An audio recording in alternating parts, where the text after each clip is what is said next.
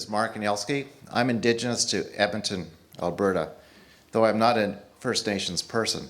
I do have the pleasure of working with First Nations people.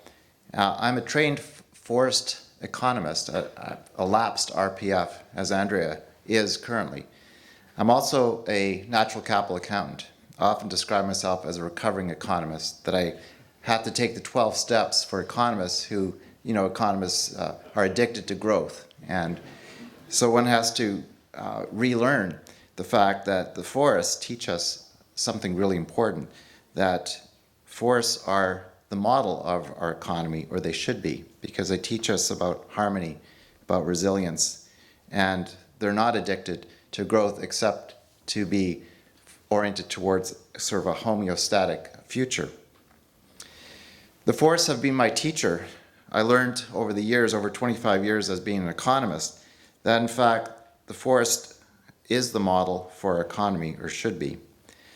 I have been delving into something called the Economics of Wellbeing, and the thing I'm going to talk about tonight is the Indigenomics of forests. I thought Andrea was going to talk about Indigenomics, but I'm going to try to talk about Indigenomics. What is Indigenomics? It's a way of being in relationship with the land. It's understanding that the word economy comes from the Greek word oikos nomia, which means household management and stewardship. And my book, The Economics of Happiness, roots the word happiness in its Greek origins, which means the well-being of our spirit. First Nations and Inuit people understand that money is less important than the relationship with each other and the land. In truth, genuine economics must be oriented towards the stewardship and the well-being of households. I would discover years after my economics degree that the word wealth comes from the 13th century Old English word meaning the conditions of well-being. Isn't that fantastic? I believe Indigenomics, or Indigenous people, understand this truth, what I call genuine wealth, because it relates to stewardship of the well-being of their families and of nature, not the money we possess or store in our bank accounts. Conventional economics tends to reduce everything into money value terms. Even the word value, though, comes from the Latin, which means to be worthy or strong. Our primary measure of the health and productivity economy is through the lens of the gross domestic product, a measure of how much money is flowing in the economy, but not a measure of the joy of our children's play, or the wisdom of our elders, or the integrity of a forest. Indigenous cultures understand that money isn't the most important measure of success. For these cultures, a forest is abundant, providing all the physical goods, plants, medicines, and food for their sustenance without any money ever changing hands. I've spent the last 25 years unraveling the mysteries of the nature of money and how it is created and who creates it. I've learned that money is nothing except a social agreement. It has no inherent value. The word value, as I've said, comes from the Latin, to be worthy.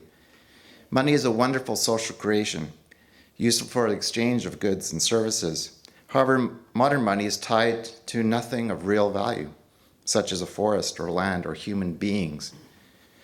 The vast majority of our money is created when banks create loans, bookkeeping entries, creating money out of thin air tied to nothing of real value. Sorry, Brian. The total amount of outstanding debt in our countries, Canada and the US, is so large that it now consumes 35 cents of every dollar that we spend.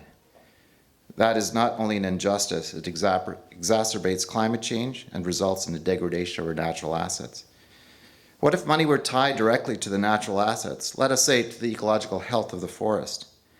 This is something I've been working on with an amazing group of young entrepreneurs from the Algonquin Nation of Quebec. The creation of an earth dollar backed by the natural assets of the Ottawa watershed. Can you imagine that the Bank of Canada would create money tied to the health of our watersheds instead of just out of thin air? The Indigenous people of Edmonton, I shouldn't say Edmonton, the word Edmonton has the word Manto in it. The word Manto comes from the Cree word meaning great spirit. My dear friend Lewis Cardinal from Sucker Creek First Nations, a Cree person who's taken me to the Swell Lodge, taught me that Edmonton was a great gathering place on the Turtle Island, where they exchanged children in marriage and stories of the buffalo. They gathered every year when the geese flew north, and they dispersed back on the land when the geese flew south. They had no money except the cowrie shell, or the Dantilia shell, which came from the west coast. The cowrie shell, they say, came from the Maori in New Zealand, Aotearoa. How did the seashell have value? What gave it value? These were sophisticated economies, at least 10,000 years old. They have a lot to teach us. The potlatch on the west coast was a custom of gift giving, sharing, and reciprocity from the abundance of nature. Indigenous systems seem to have worked for thousands of years, and yet in less than 100 years, we seem to have really messed things up by over-consuming our natural assets. I had the pleasure of working with Angel Hunt and Caroline Hilton, some of you may know. Caroline is the person who coined the word indigenomics. It is a way, again, of thinking and being in harmony with nature, of developing economic development policies that are related to well-being as the ultimate bottom line, not just GDP, and a new measure of progress that will consider not only the human, but also the cultural capital assets of these nations. A genuine wealth approach to indigenomic development understands that healthy and flourishing natural assets, especially forests, is a key to a traditional use lifestyle and flourishing communities of well-being. Most recently, I spent 10 days in the woods with elders from the Alexis Nakota Sioux Nation just west of Edmonton, one of the furthest northern Sioux nations. And after 2 days in the bush with elders Ray and George Potts, I learned more that the forest was abundant with medicines and plants than I would in 4 years of forest science at the U of A. I learned, at least they told me this, maybe I shouldn't share it, that plants will come to you in your dreams. They'll present themselves because they're trying to heal us. And all we have to do is say thank you, pay attention. So sometimes we just have to walk slowly through the woods and hear nature speak to us. I want to close, how many minutes do I have? 1 minute. With a story, an important story called The Sacred Tree. Hopefully I'll get through it. I'll read really quickly. Here's how it goes. It was presented by elders from southern Alberta. For all the people of the earth, the Creator has planted the sacred tree under which they may gather and there may find healing power, wisdom, and security. The roots of this tree spread deep into the body of Mother Earth. Its branches reach upward, and the hands praying to Father Sky.